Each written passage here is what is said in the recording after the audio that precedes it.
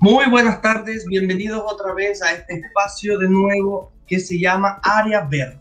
Recuerden que nosotros estamos todos los viernes junto a mi compañero Mauricio Arenas explicándole todo este tema del cambio climático, cómo ayudar a contribuir al ambiente, qué podemos hacer en el hogar desde casita, casa, departamento, con respecto a un huerto, a un espacio donde podemos tener nuestras plantas distintas e indistintamente de que sean medicinales, frutales, ornamentales, etcétera, etcétera. Y tenemos a nuestro especialista, como les comenté, Mauricio. Hoy viernes, recordemos que es 14, vamos a explicar un poco sobre las asociaciones y rotaciones de cultivo, ¿ya? Pero antes queremos invitarlos de nuevo a que síganos por nuestras redes sociales, específicamente el royaltv.cl en Instagram, Royal TV por Facebook y canal de YouTube Royal TV.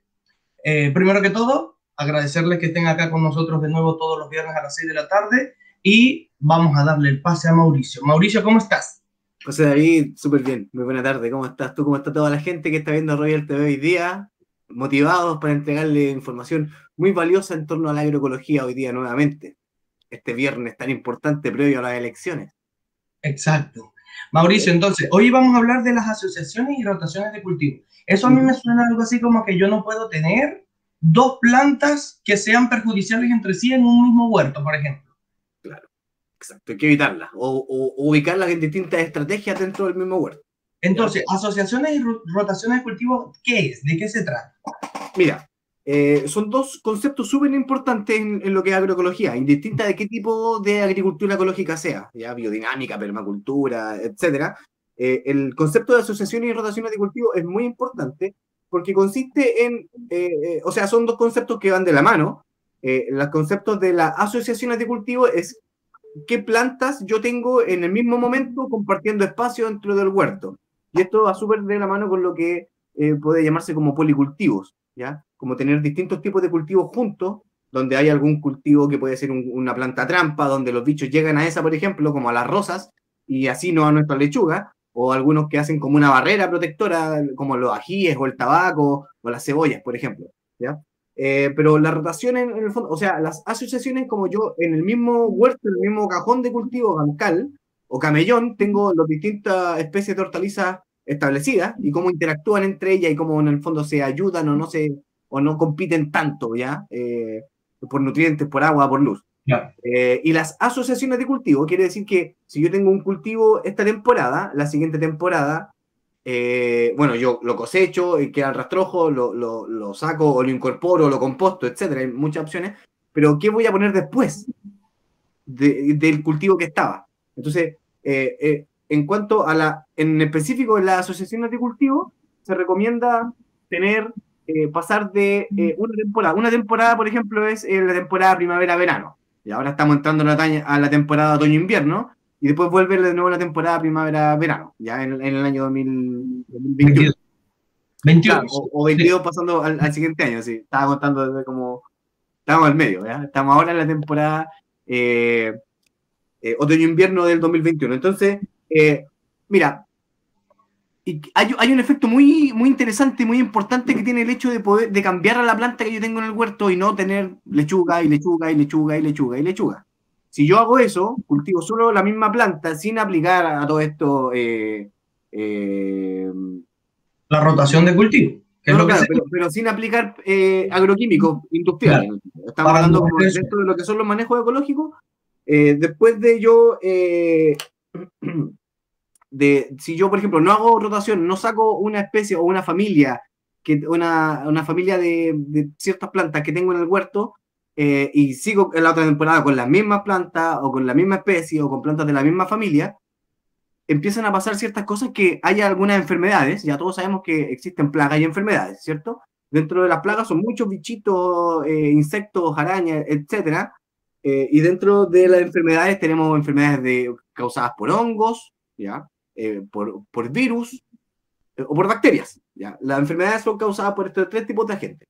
Entonces, si yo no cambio la familia o no cambio la especie que estoy cultivando, no hago rotación de cultivo, empiezan estas enfermedades a asentarse en la tierra, Claro. ¿ya? En el suelo. Como que el cultivo empieza a permitir, o cada vez empiezan como en las plantas se forman inóculos de esto, por ejemplo, de Fusarium, o Phytophthora ya en papa, por ejemplo, pero si yo sigo cultivando papa, estos bichos quedan y empiezan como a agarrar cada vez más fuerza. Son poblaciones microscópicas que empiezan como a apoderarse del terreno y ocupar el espacio.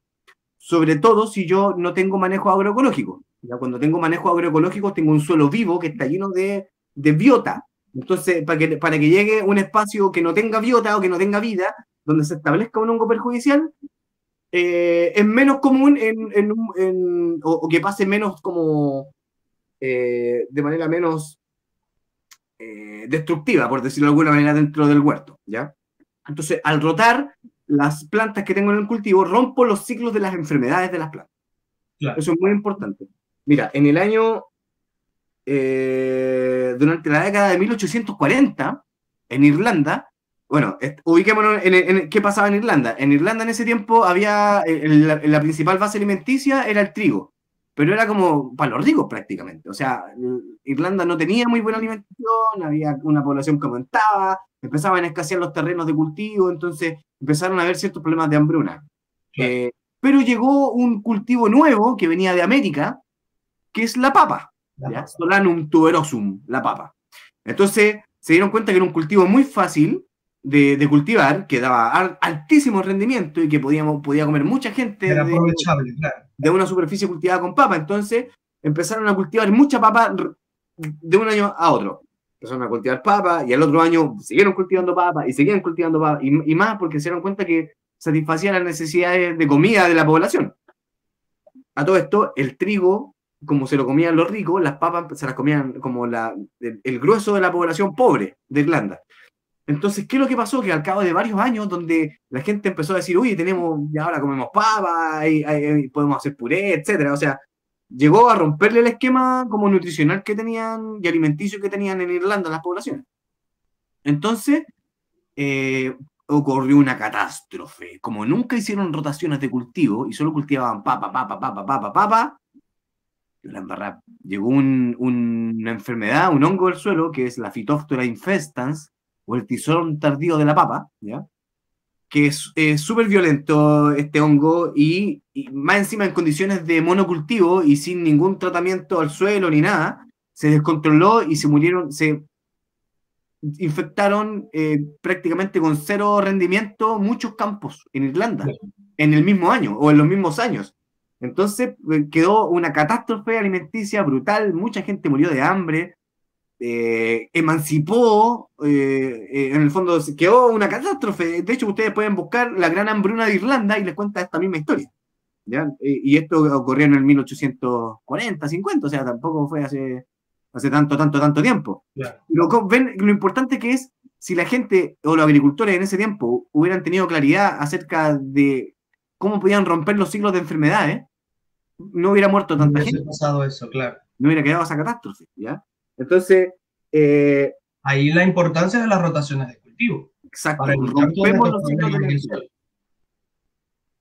Sí, muy interesante. Y bueno, lamentablemente hay que aprender del error. Ahora, la idea es que aprendamos como humanidad, no importa que haya sido en Irlanda. Ya está la información ahí y ahora la acabamos de conocer. Entonces, pero hay algo que quería comentarte que quizás como entrar en el detalle como del por qué pasa todo esto. Bueno, las plantas uno las puede, de acuerdo a sus características morfológicas, y bueno, y todos los seres vivos de la Tierra en realidad, las puede agrupar en especies, y estas especies que tienen a su vez, comparten características morfológicas semejantes, uno las puede agrupar en géneros y en familias. ¿Ya? Y la taxonomía. Exacto, la taxonomía es como nosotros, de acuerdo a las características morfológicas y anatómicas de los seres vivos, le otorgamos un nombre y una clasificación, y así las podemos entender. Entonces, esta capacidad que hemos tenido de agrupar a las especies en familia y en generar como este árbol filogenético, o el árbol evolutivo, donde hay 5 grandes ramas, donde estas ramas son los reinos de los seres vivos, ¿ya? Uno de estas ramas grandes es el árbol filogenético del reino planté, o el reino de las plantas, ¿ya?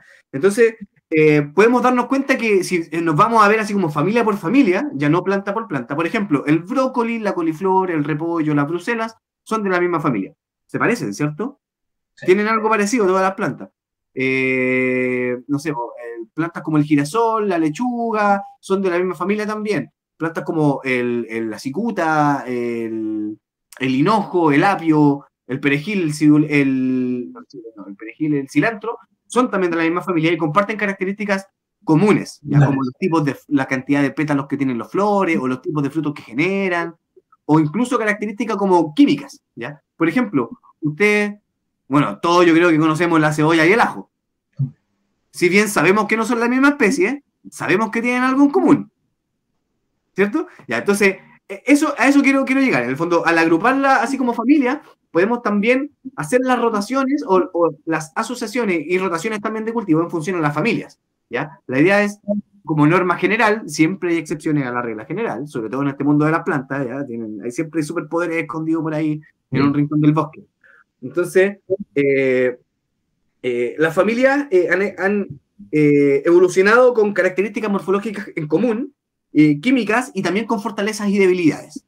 Por ejemplo, existen bichitos que específicamente, por ejemplo, hay un bicho que es un bicho nuevo que está en Chile, la Bagrada hilaris, o el chinche pintado, o el chinche africano, que llegó hace algunos años, 4 o 5 años aproximadamente a Chile, y se alimenta casi exclusivamente o sea, en realidad es súper polimorfa, pero si ve una planta de la familia de las crucíferas, o de la brassicácea, un repollo, una coliflor, una rúcula, va a ir directo a comerse la hoja, pero fijo, porque le encanta. Hay una evolución, millones de años detrás, donde estos bichos se han alimentado de estas familias de plantas, y a su vez también, así como interacción bicho-planta, también existen interacciones planta-planta, ¿ya? Y una forma, por ejemplo, de poder visibilizar cómo asocio las plantas en un mismo cajón de cultivo, en un mismo huerto, es, por ejemplo, si esta es la superficie de la tierra, ¿ya? Yo tengo plantas que están arriba, pero también, o sea, está la parte aérea o la parte de las hojas, por ejemplo, de las plantas, pero también hay una parte subterránea, que son las raíces, el sistema radical de las plantas. Entonces, generalmente hay una proporción de 1:1, que la parte de arriba es como más o menos semejante a lo que está debajo de la parte. Exacto. Pero, por ejemplo, sabemos que la lechuga, cuando uno ve una lechuga, tiene como raíces fasciculadas, como bien chasconcitas, que están como bien en la superficie. Pero si vemos, por ejemplo, una cebolla, vemos que la cebolla tiene la hoja verde y de repente empieza la hojita blanca, y después pone el bulbo, y al final abajo tiene las raíces. O sea que la profundidad de raíces, o la profundidad como efectiva de absorción de raíces de la lechuga es muy superficial, y el de la cebolla es más profundo. O sea que son plantas que yo puedo plantar juntas, ¿ya? Entonces ahí hay una asociación de cultivos, por ejemplo. Pero también hay asociaciones negativas. Recordemos que la cebolla y el ajo son plantas que son como de una química fuerte. Es cosa de picar una cebolla y sabemos que nos llora el ojo y tienen química fuerte, ¿ya? Y por lo mismo generan ciertos problemas con algunas plantas en específica, como que son importantes en este concepto que hablamos de asociaciones y rotaciones de cultivo, como por ejemplo las leguminosas, ¿ya? Todas las leguminosas, que es de la familia de las fabáceas, así se le denomina como botánicamente, pero dentro de esa familia están las lentejas, los porotos, los garbanzos, los chícharos, entre varios más, ¿ya? Entonces, las leguminosas tienen un superpoder oculto también, o sea, no tan oculto, en realidad se sabe, pero un superpoder que el aire que respiramos en un 70% aproximado es nitrógeno, sí, es nitrógeno. Entonces, la planta de las leguminosas, por los estomas, que son como unos poros que tienen en la hoja, absorbe el aire con CO2 y todo, y libera después oxígeno a la atmósfera, etcétera, pero el nitrógeno generalmente como que pasa de largo en las plantas. En el caso de las leguminosas, lo pesca y lo inyecta al suelo, lo fija por medio de unas bacterias que generan esta como superpoder que tiene la planta. Entonces, las leguminosas no les va muy bien si tú las plantas con una cebolla, porque como tienen una química fuerte la cebolla, alteran como el espacio donde se desarrollan y proliferan estas bacterias que están en las raíces de las leguminosas. Entonces, no es una buena asociación cebolla con leguminosa, pero la leguminosa es fundamental para las rotaciones de cultivo. fundamental, porque, por ejemplo, la idea es, en las rotaciones así como súper a grandes rasgos, ya, o sea, podemos hablar de un curso mucho más profundizado, más intensivo y más técnico también del tema, pero la idea es que una temporada yo cultive una planta, pues si partimos la pantalla aquí en 4, en la primera temporada yo puedo cultivar una hortaliza o la hortaliza protagonista en el fondo del bancal puede ser una hortaliza de raíz. Después, la siguiente temporada puedo cultivar en ese mismo espacio donde saqué la hortaliza de raíz un cultivo de hoja, ¿ya? Raíz son betarraga, zanahoria, rábano, ¿ya? Cultivo de hoja tenemos lechuga, acelga, espinaca, tantas más. Después podemos pasar a un cultivo de leguminosas, ¿ya? Porque las leguminosas, las raíces sacan nutrientes, bueno, todas sacan nutrientes, pero en el fondo la leguminosa es la única que incorpora nitrógeno de nuevo al suelo. Entonces, es un actor relevante, importante, que va a permitir mantener el suelo saludable. Sí. Y la cuarta temporada, yo puedo aquí cultivar en este mismo suelo un cultivo de fruto. Y ahí hablamos de tomates, zapallo, melones, maíces, etc. ¿Ya? Entonces, la idea es ir pasando, manteniendo este orden. O puedo hacerle un enroque, pero en el fondo, pero que pase por los 4 tipos distintos de cultivo. ¿Ya? Claro. Y esa es una forma donde no vamos a agotar el suelo, o sea, vamos a estar sacando nutrientes de distintas profundidades, ¿ya? Porque si trabajamos hortaliza de hoja, generalmente vamos a estar sacando nutrientes de la parte más superficial del perfil del suelo. Pero si trabajamos con raíces, vamos a estar profundizando más en la parte más adentro en el suelo, ¿ya? Más en profundidad.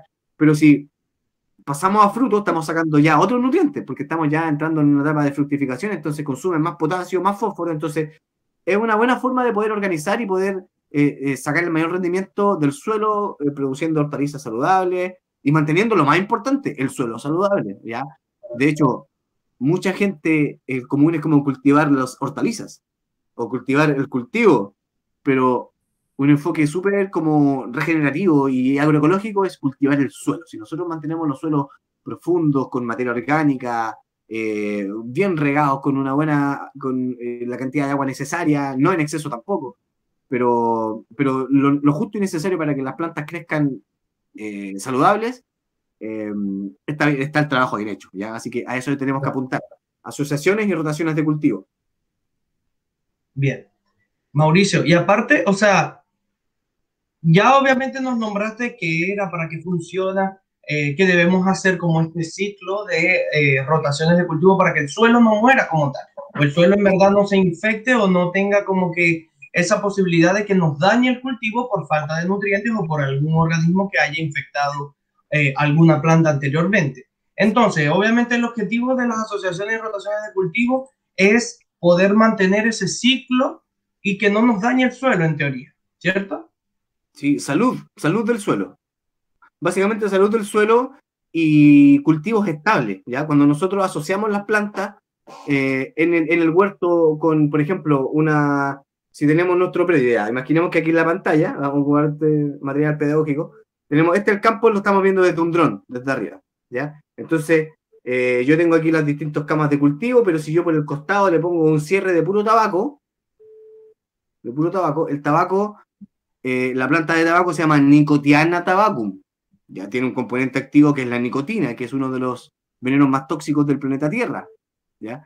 Entonces, de hecho, hay un tipo de pesticida que se usa en el campo que son neonicotinoides, que es como la molécula del tabaco más tóxica que se modifica y se hace más mortal, ¿ya? Pero al tenerla en planta, o sea, podemos cosecharla después, y aparte funciona como esta barrera biomecánica que mantiene a los bichos fuera porque es como un campo magnético, un campo de fuerza. Exacto, de una forma muy inteligente de poner plantas. Hay otra planta que se llama piretro, que también tiene componentes químicos muy fuertes, que de hecho hay otro pesticida que usa la industria agrícola que se llaman los piretroides, que también es la molécula del piretro transformada y potenciada. Más fuerte. Para hacerla más mortal, claro, hay en el fondo se basan en las mismas plantas. Ya, la estrategia que presenta la industria, la agroindustria, también son componentes que las mismas plantas tienen y que si nosotros hacemos una estrategia de protección de plantas podemos también tener buenos resultados, ya sin tener que estar exponiéndonos a tales concentraciones, ni a los trabajadores, ni a la gente que se come la hortaliza, a esas concentraciones de pesticidas que no queremos tener. Que era lo que hablábamos en los primeros programas, Exacto. de esos organismos, obviamente, o cultivos industriales y los cultivos un poco más orgánicos, que utilizan menos pesticidas, menos químicos, pero son un poco más naturales y beneficiosos para nosotros los consumidores. Así es, así es. Sí. Oye, te hago un breve comentario de asociaciones benéficas para que la gente ahí pueda tomar apunte en sus casas y si tienen la semilla, prepárenlo al máximo. Bueno, no todavía estamos entrando en invierno, pero ya saliendo se nos viene la primavera y hacerlo al máximo es una actividad obligatoria para nuestro huerto, ¿cierto? Se llevan súper bien cebolla, ajo, tomate, puerro, zanahoria, cebolla, zanahoria, tomate, albahaca. De hecho, la zanahoria, tomate, albahaca es súper potente porque la albahaca también es repelente de bichitos. Y el tomate es atrayente de bichitos. Entonces, claro, esa asociación. Y aparte, la albahaca con el tomate hacen que ambos mejoren sus sabores. Así que siempre plantar una albahaca junto al tomate. Siempre, o si tenéis hartos tomateras juntas, ponerle entre medio albahaquita. ¿ya? No solamente la ensalada capresa, también en las asociaciones funciona. Oye, esto que dice es muy cierto. Es muy, muy, muy cierto. Si pega en el plato, pega en el campo. Exacto. ¿Ya? De hecho, hay un ejemplo que es estrella, pero quiero repasar la lista para llegar a ese, que es el ejemplo de estrella. Espinaca con leguminosa, también les va muy bien a las dos. Lechuga con puerros, lechuga con papa y con cebolla, frutilla, espinaca, ajo, apio, pepino, arveja, cualquier brassicacia con ajo, también es una muy buena asociación de cultivo. Brócoli con ajo, repollo con ajo en el campo, o sea, y aparte que en el sabor también son ricos, si una le echa ajo a la ensalada de brócoli, oh, mío, salida del tiro. Ya, y hay una experiencia muy latinoamericana, muy potente, muy de nuestra cordillera de los Andes, que se llama la milpa. ¿Ya? La milpa es una asociación de cultivo precolombina, ya, de que nuestros ancestros la practicaban, que consiste en mezclar tres plantas con estructuras diferentes pero compatibles. ¿Ya? Por ejemplo, la primera planta es el maíz. ¿Ya? El maíz, como conocen, o si no lo conocen, es un tallo erecto largo, como un palito que tiene las mazorcas y arriba se corona con la panoja, que son las flores masculinas, y las mazorcas son las flores femeninas. ¿Ya? O sea, una mazorca en realidad es una inflorescencia, un grupo de flores femeninas, pero bueno, ya eso. Cuando tengamos el capítulo de botánica, ahí va, de morfología, ¿qué tal? Vamos a hablar de eso. Entonces, estructura de un tallo erecto, ¿ya? Estructura de... ¿Me di vuelta? Sí, te diste vuelta. Ahí volvimos. Volvimos al eje X. Entonces, el maíz que tiene un tallo erecto, el zapallo, que es una planta rastrera, ya que va creciendo como cubriendo el piso, y eso tiene algo súper bueno. El hecho de que vaya cubriendo el piso evita que crezcan malezas o minimiza que aparezcan malezas. Ya, en el fondo, al tapar la luz, es como el zapallo que reina en esa zona del suelo. Junto al maíz que se le escapa en estructura. Entonces, uno va hacia arriba, el otro está aquí abajo cubriendo el suelo, y además el poroto es otra planta que participa en esta asociación de cultivo como la asociación base, porque tiene muchas más plantas que podemos sumarle, pero el poroto también se suma y el poroto tiene guías que trepan. Entonces, si ustedes ven un poroto en cámara rápida, empieza a hacer esta hasta que agarra algo y se trepa por aquí después. Claro. Entonces, va a trepar por el maíz libre de malezas porque el zapallo también lo está ayudando y a la vez el poroto fija nitrógeno en el suelo donde están las tres plantas creciendo prácticamente una al lado de otra. ¿Ya? La milpa es una pieza maestra de la agricultura precolombina andina y que hasta el día de hoy se practica. ¿Ya? Ahora, esta milpa se contextualiza a cada pueblo. Hoy en día, en Chile la milpa, no sé, por ejemplo, en México la milpa tiene mucho ají. ¿Ya? En Chile la milpa le ponen de repente unas papas entre medio. En México también la milpa le ponen el conocido acá como paico, ¿ya? Que es una hierba muy aromática, muy, muy rica, una planta anual, el paico, Chenopodium ambrosioides se llama el paico, y en México le dicen epazote, y en México cocinan mucho con epazote. Es parte como de la gastronomía de México. Exacto, y aquí lo ocupamos como una planta medicinal, así de repente, así. Sí, no es tan conocida. No, pero en México es parte de la mesa, ¿ya? O sea, así como las humitas acá, ya el epazote. Pero en el fondo, a eso quería llegar, que se contextualiza la milpa a todo el largo de la cordillera de los Andes, desde México hasta Chile, y pasando por todos los otros pueblos, se contextualiza las plantas que tiene. Entonces también eso lo hace que cada pueblo lo apropie como suya la milpa. Por eso es tan valiosa, ¿ya? Y, bueno, en fin, yo creo que, no sé si tenemos mucho tiempo, pero creo que algo que podemos conversar, aprovechando ya que hablamos de las plantas que se llevan bien en las asociaciones de cultivo, también tenemos algunas plantas que no se llevan bien, que se llevan mal, ¿ya? Que hay como... Son dañinas unas a la otra. Claro, no han evolucionado de la mano. Claro. Por ejemplo, las cucurbitáceas con los tomates, ¿ya? Las cucurbitáceas son las plantas que tienen estos frutos grandes como el zapallo, la sandía, el melón, la alcayota, ¿ya? La lufa, el zapallo italiano. Todas esas plantas son cucurbitáceas y todas esas no se llevan muy bien con el tomate, ¿ya? La berenjena con los zapallitos tampoco se llevan bien, ¿ya? Bueno, a todo esto, mira, dijimos que las cucurbitáceas no se llevan bien con los tomates y que la berenjena, que es una solanácea familiar del tomate, no se lleva bien con el zapallito, que es una cucurbitácea. Así que estamos hablando que en el fondo las solanáceas o las plantas de esa familia no se llevan muy bien con las plantas de la familia de las cucurbitáceas, y esa es prácticamente una regla general, ¿ya? O el ajo o la cebolla con la leguminosa tampoco se van a llevar bien. Y el girasol es por el choque de químicos que absorben y dejan, es por todo ese proceso que realiza cada planta. Claro, obviamente se repelen. Sí, es que como la leguminosa tiene también no solamente es como no solamente vive dentro de su propio cuerpo, sino que también vive como en la zona de la rizósfera. La rizósfera, donde termina una raíz, hay una zona donde hay intercambio de raíz, de nutrientes, de agua, donde están los pelos radicales.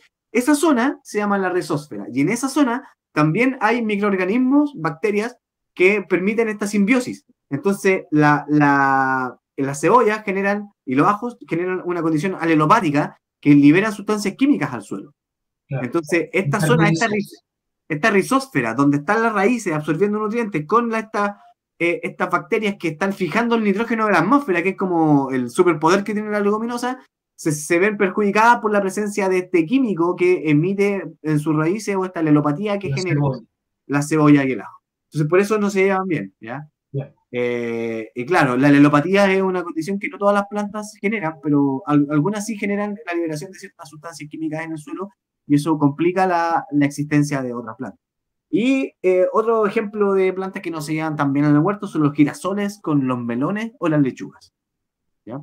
Y así y todo podemos encontrar muchas asociaciones, y en base a lo que nosotros tenemos cultivado o queremos cultivar, tenemos que proyectar con qué lo asociamos, y una vez que está el cultivo establecido, tenemos que mirar hacia el futuro y decir qué se nos viene después.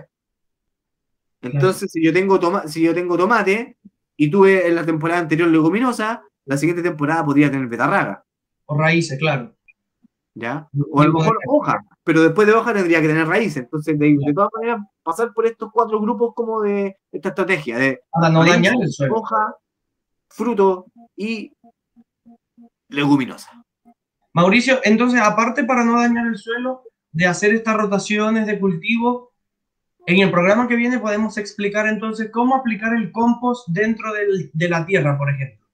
¿Cierto? Sí, de hecho, en el programa anterior estuvimos conversando harto del compostaje, como normas generales, pero nos falta saber bien qué es lo que tenemos que echar, cómo lo tenemos que disponer y cómo lo tenemos incluso que cosechar, ¿ya? Así que yo creo que el próximo capítulo se nos viene súper potente, y si ya han estado siguiendo el tema del vermicompostaje domiciliario, si les interesa, que por favor sería lo lúcido que nos interesa a todos, ¿ya? Recordemos que o somos parte de la solución o somos parte del problema. Ya, ese se volvió nuestro eslogan, prácticamente. Entonces, En el próximo programa, Mauricio, vamos a dejar la invitación hecha para explicar cómo incorporar esos nutrientes que tenemos del compostaje y del vermicompostaje desde casita a esos huertos que tenemos también en la misma casa, o para poder conocer un poco más de cómo nutrir este suelo para que nuestras plantas lo aprovechen. ¿Así es, Mauricio? Así es, así es. Y este fin de semana se nos viene un fin de semana histórico en Chile y a lo mejor para el mundo, ¿ya? El tema que se nos viene este fin de semana de las votaciones, de poder elegir a la gente que va a redactar nuestra nueva Carta Magna, es algo realmente histórico a nivel planetario, es muy importante, así que vayan a votar, organicémonos, que alguien cuide a nuestros chiquititos, que alguien ahí vaya a su pareja, pero votemos, ¿ya? Nuestro voto importa, hay que hacerlo valer, ¿ya? Bien, Mauricio, aparte de eso, invitemos a los televidentes a obviamente conectarse el viernes que viene a las 6 de la tarde para ver este proceso de compostaje, vermicompostaje, cómo incorporarlo, como le estaba diciendo Mauricio, como lo hemos ayudado a comprender durante todos estos programas que hemos venido haciendo. Recuerden que estamos todos los viernes, ¿ok? Todos los viernes a las 6 de la tarde por todas las redes sociales del Royal TV, Facebook, Royal TV, Instagram, royaltv.cl, canal de YouTube, Royal TV. ¿Ok? Recuerden que por ahí nos pueden ver en vivo todos los viernes a las 6 de la tarde para brindarles obviamente estos tips que nos ayudan a nuestro eslogan, ser parte de la solución o ser parte del problema, que ya se quedó prácticamente como nuestra frase cliché. Entonces, Mauricio, vamos a despedirnos, obviamente se nos acabó el tiempo, pero nos vemos el próximo viernes 21, donde hablaremos de este proceso de cómo hacer con mis desechos de vegetales en la cocina, cómo incorporarlos en una compostera, cómo incorporarlos en esas plantitas que tengo, por ejemplo, en el balcón, que tengo en mi casa, que tengo en el patio, etcétera, etcétera. Y que no puedo echar. Exacto, que no puedo agregar en ese compostaje o que sí puedo agregar. Mauricio, hagamos la invitación entonces para el viernes que viene y nos despedimos por el día de hoy. Sí, recuerden que es 21 de mayo, pero igual vamos a estar ahí. No se despeguen de nuestras redes de Royal TV, ¿ya? Porque se vienen sorpresas y, como siempre, información muy importante para ser parte de mantener a nuestro planeta feliz. Cariños. Exacto. Muy buen fin de semana. Besitos y abrazos. Nos vemos entonces el próximo viernes. Un placer compartir con ustedes este espacio. Chao, chao.